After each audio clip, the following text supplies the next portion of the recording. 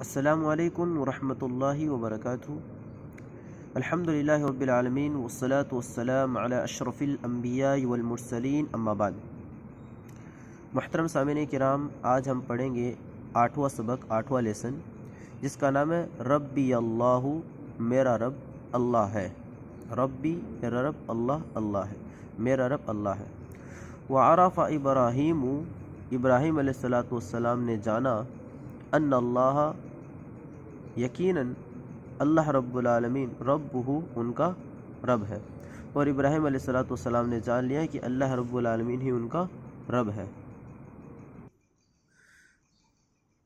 لأن اللہ حی، اس لیے کہ اللہ رب العالمین زندہ ہے، لا یموت، وہ مرے گا نہیں۔ وأن اللہ باق، اور اللہ رب العالمین باقی رہنے والا ہے، لا یغیب، غائب نہیں ہوتا ہے۔ وأن اللہ قوی، اور اللہ رب العالمین طاقتور ہے، مضبوط ہے، لا یغلبہ شیء، کوئی شے اس پر غالب نہیں آتی یا کوئی شے اس پر غالب نہیں ہے۔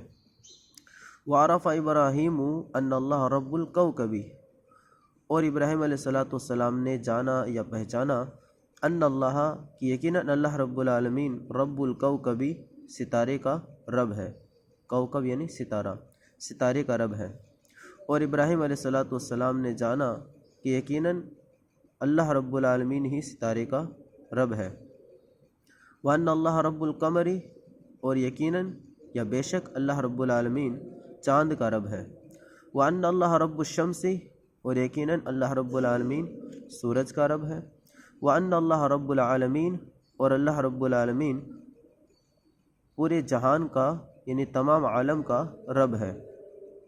وَحَدَ اللَّهُ ابراہیم، اللہ نے ہدایت دی ابراہیم، ابراہیم علیہ السلام کو، وَجَعَلَهُ، اور ان کو بنایا، جعل یجعل معنی بنانا، وَجَعَلَهُ نَبِيًّا وَخَلِيلًا، اور ان کو نبی اور خلیل بنایا۔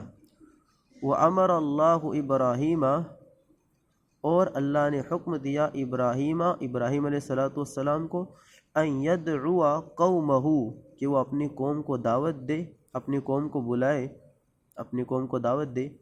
وَيَمْنَعُهُمْ، اور ان کو منع کرے، روکے، من عبادت الاصنام، بتوں کی عبادت سے۔ اور اللہ رب العالمین نے ابراہیم علیہ السلام کو حکم دیا کہ وہ اپنی قوم کو دعوت دے اور ان کو روکے بتوں کی عبادت سے۔